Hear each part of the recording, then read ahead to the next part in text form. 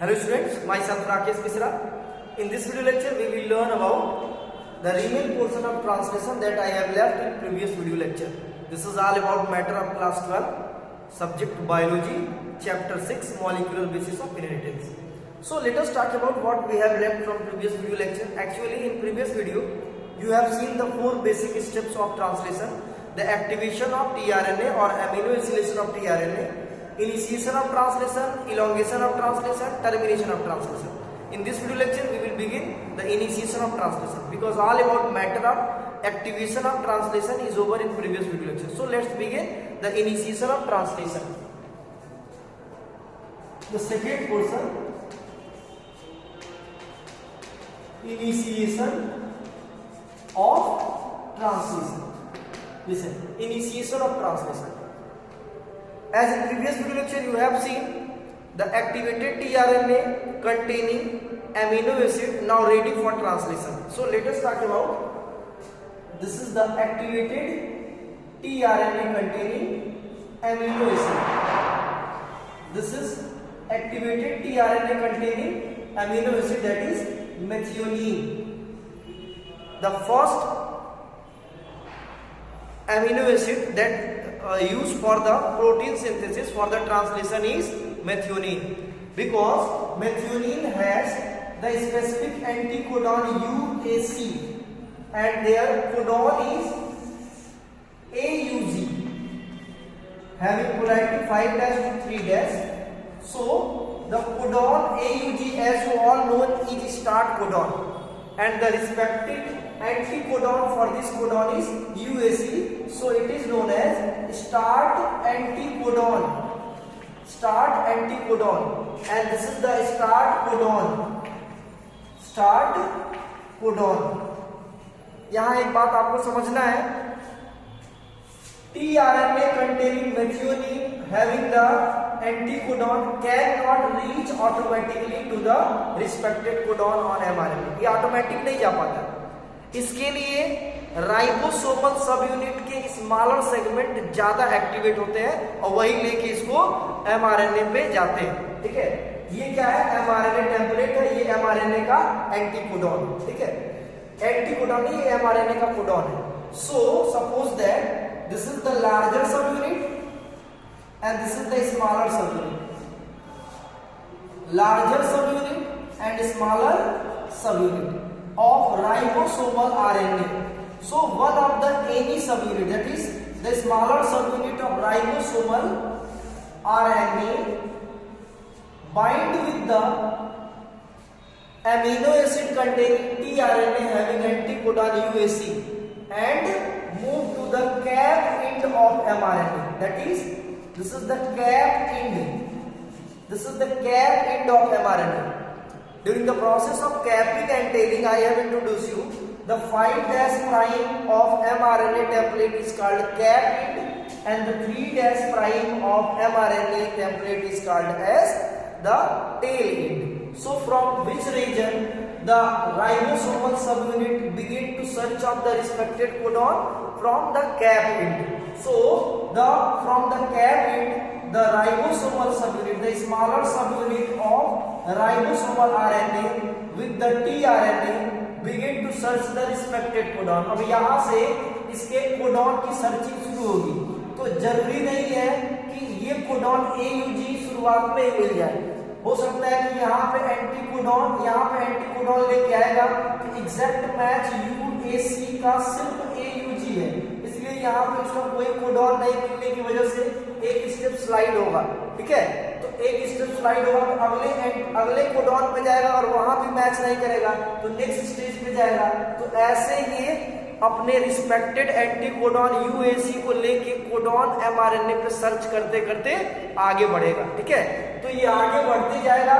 जैसे ही उसको AUG मिलेगा एंटीकोडॉन का, एंटीकोडॉन UAC को जैसे ही AUG मिलेगा, ये UAC वहीं पे रुक जाएगा. UAC कंटेनिंग tRNA वहीं पे रुक जाएगा. ये आपको ध्यान देना है.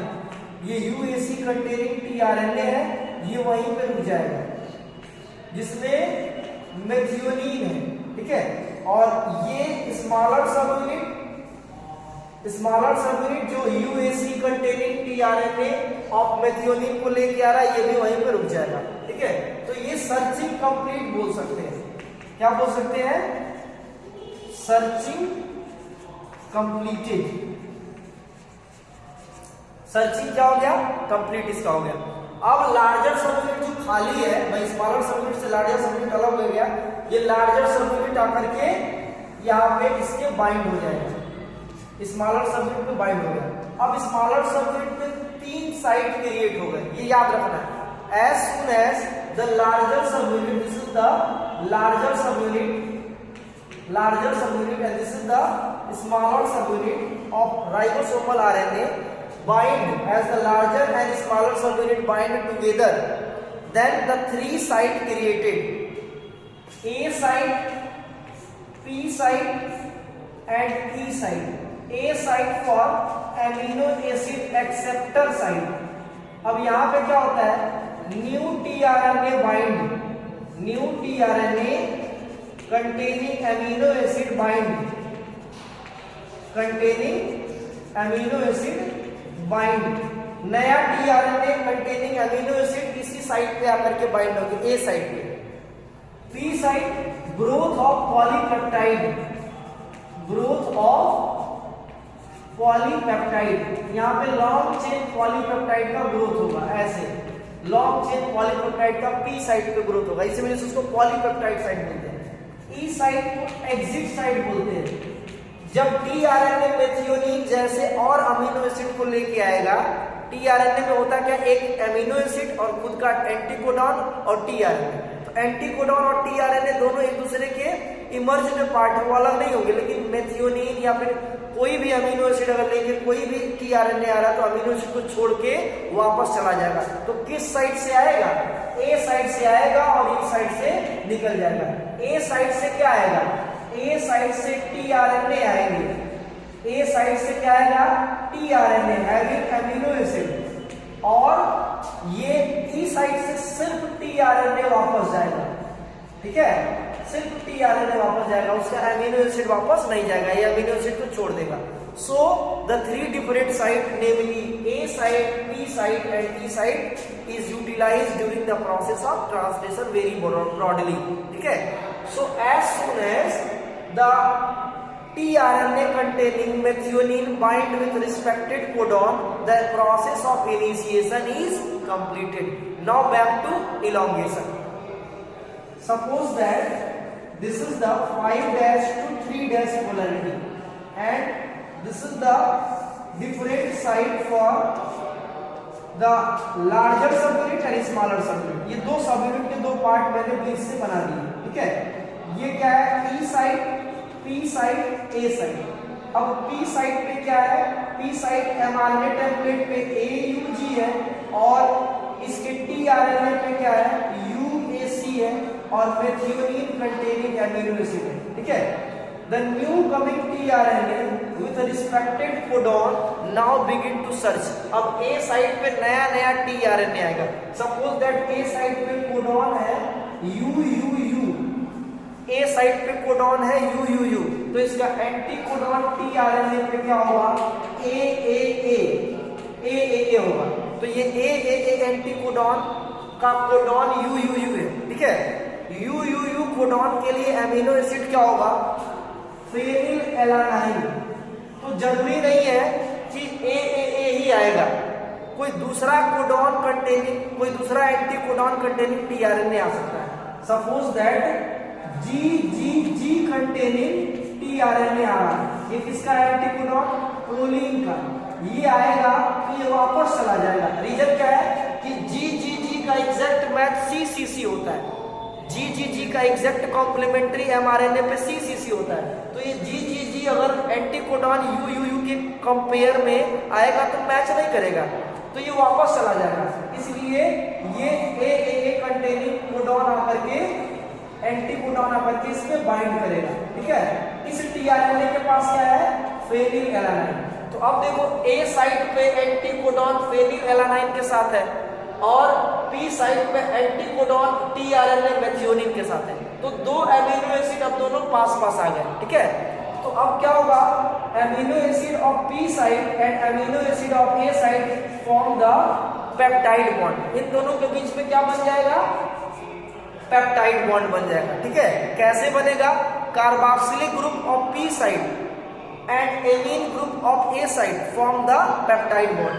इसका कार्बोक्सिलिक ग्रुप COOH और इसका एमीन ग्रुप NH2 यही बनाते हैं पेप्टाइड बॉन्ड। ये याद रखना है, पेप्टाइड बॉन्ड। अब जैसे ही पेप्टाइड बॉन्ड बनेगा, ये राइबोसोमल सब यूनिट एक स्लाइड एक स्टेप और आगे जाएगा। सपोज दैट अगला जो है अगला कोडॉन यहाँ पे क्या है, CCC है, तो ये ए साइड अब CCC को ऑक्युपाई कर लेगा। इसका डायग्राम मैं इस साइड बना रहा हूं, इसको ध्यान से सुनना है, समझना है। देखो ध्यान से, अब जब एक स्टेप वो आगे जाएंगे तो फिर यही वाला डायग्राम हमको यहाँ बनाना है, 5' to 3'। तब भी 3 साइड रहेगा, तब भी 3 साइड ही रहेंगे, लेकिन अब ए साइड, बी साइड और ई साइड में कोडॉन के पोजीशन बदल जाएंगे। सोचो, इसको एक स्टेप में आगे कर दिया तो ए साइड पे क्या आ जाएगा, CCC आ जाएगा। ए साइड पे क्या आ जाएगा, CCC। अब पी साइड पे क्या हो गया, पी साइड पे सब पे UUU पे चला गया, UUU पे। और ई साइड जो खाली था ये AUG आ गया, AUG के साथ। अब देखो ध्यान से, CCC फ्री हो गया, UUU पे tRNA क्या है, UUU पे tRNA फेनिल एलानाइन है और एक पेप्टाइड बॉन्ड के साथ क्या बन गया है, मेथियोनिन। और इस पे जो tRNA मेथियोनिन वाला है वो फ्री होकर के यहाँ से बाहर निकल जाएगा। क्या लिखेंगे, फ्री tRNA। ई साइड से वो फ्री होकर के क्या हो जाएगा, बाहर निकल जाएगा। और पॉलीपेप्टाइड साइड यानी पी साइड पे अब 1 और 2 एमिनो एसिड हो गए with the single peptide bond. It should be note down and A side is empty. Now the new coming tRNA having anticodon GGG and amino acid proline now search with its codon and bind with CCC। ये GGG containing anticodon इस पे आकर के bind कर गया। ठीक है, जिसमें एमिनो एसिड क्या है, प्रोलीन। मैंने क्या बोला, पेज नंबर 112 से एटलीस्ट आप 10 एमिनो एसिड और उसके कोडॉन पढ़ लीजिए। तो एमिनो एसिड CCC का कोडॉन, एमिनो एसिड प्रोलीन का कोडॉन CCC होता है। तो जैसे ही प्रोलीन आकर के इसमें बाइंड होगा, ये फेनिल एलानाइन एक बॉन्ड बना लेगा, जिसको हम लोग क्या बोलेंगे, पेप्टाइड बॉन्ड। जैसे वहां बॉन्ड बना है, जैसे ही बॉन्ड बना ये एक स्टेप स्लाइड करेगा, एक स्टेप और स्लाइड करेगा। ठीक है, सपोज दैट अगला कोडॉन क्या है, अगला कोडॉन है यहाँ पे GGG है। अगला कोडॉन क्या है, GGG है। यहाँ पे जाकर के एक स्टेप जब स्लाइड करेगा तो ए साइड पे GGG आ जाएगा, पी साइड पे CCC आ जाएगा और ई साइड पे UU आ जाएगा, यानी AUG अब खाली हो जाएगा। ठीक है, तो अगला डायग्राम पे यहां बना दे रहा हूं, ध्यान देना है सबको। अगला डायग्राम में यहां बना दे रहा हूं, नीचे बना दे रहा हूं, ध्यान से सबको सुनना है। 5' to 3'। ठीक है, 3 साइड तब भी रहेंगे, ये एक स्टेप खिसक गया है, 3 साइड तब भी रहेंगे। ठीक है, A side, P side and E side. ठीक, अब जब एक स्टेप ये खिसकेगा तो ए वाली जगह किसको मिल जाएगी, GGG को मिल जाएगी। पी वाली जगह CCC को मिल जाएगी, CCC। और ई वाली जगह UUU को मिल जाएगी और AUG अब इन 3 साइड्स में से बाहर निकल जाएगा, AUG बाहर निकल गया। अब देखो ध्यान से, GGG पे ये फ्री हो जाएगा और CCC पे ये GGG कंटेनिंग एंटीकोडॉन और प्रोलीन है। इस पे क्या है, प्रोलीन है, साथ में फेनिल एलानाइन पहले से जुड़ा था और मेथियोनिन उसके बाद जुड़ा था। ठीक है, तो अब 3 एमिनो एसिड हो गए, क्लियर है ना, 3 एमिनो एसिड।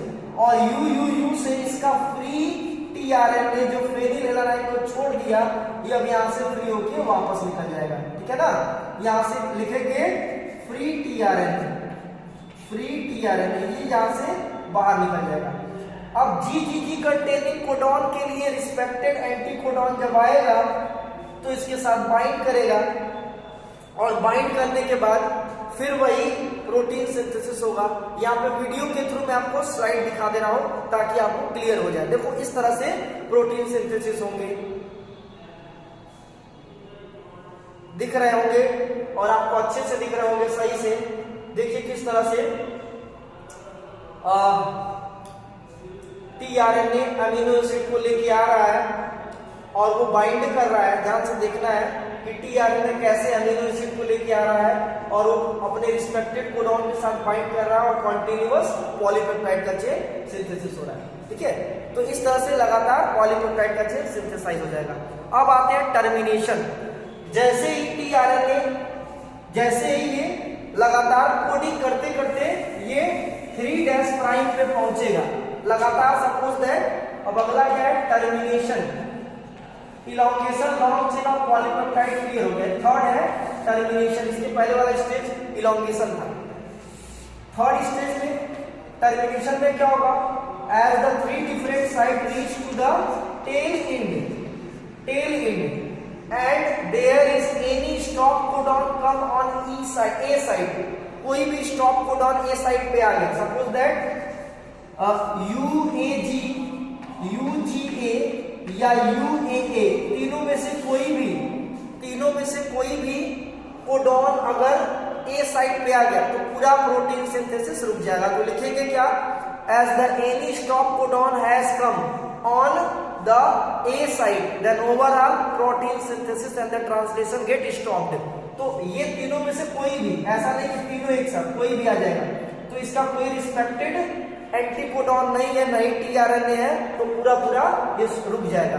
और इसके बदले में एक रिलीज फैक्टर नाम का प्रोटीन आकर के ये जुड़ जाएगा स्टॉप कोडॉन पे, और इसमें लॉन्ग चेन, इसमें पॉलीपेप्टाइड ग्रो हो रहा है, लॉन्ग चेन पॉलीपेप्टाइड इसमें ग्रो हो रहा है। तो ये लॉन्ग चेन जो पॉलीपेप्टाइड ग्रो हो रहा है, ये जैसे ही रिलीज फैक्टर इस पे आके रुकेगा, as the release factor joint with the stop codon, then overall translational system get dissociated. यानी कि अगले स्टेप पे क्या होगा, ये लॉन्ग चेन पॉलीपेप्टाइड ये रिलीज हो गया, एमआरएनए स्ट्रैंड रिलीज हो गया, ये राइबोसोमल सबयूनिट रिलीज हो गए। ठीक है, और ये अब primary, secondary, tertiary structure of protein बनाएगा। ठीक है, एक इंपॉर्टेंट अनट्रांसलेटेड रीजन है। देखो एयूजी के पहले भी कुछ कोडॉन्स रहते हैं और स्टॉप कोडॉन के बाद भी कुछ कोडॉन्स रहते हैं। तो यहाँ पे यूटीआरएस क्या होता है, अनट्रांसलेटेड रीजन बोलते हैं। The codon after stop codon and before start codon remain untranslated, that is called untranslated regions on mRNA template. I hope with the help of animation slide, with the help of the video lecture, your concept regarding translation is clear. If you have any problem, you can frequently ask me in comment box. Thank you.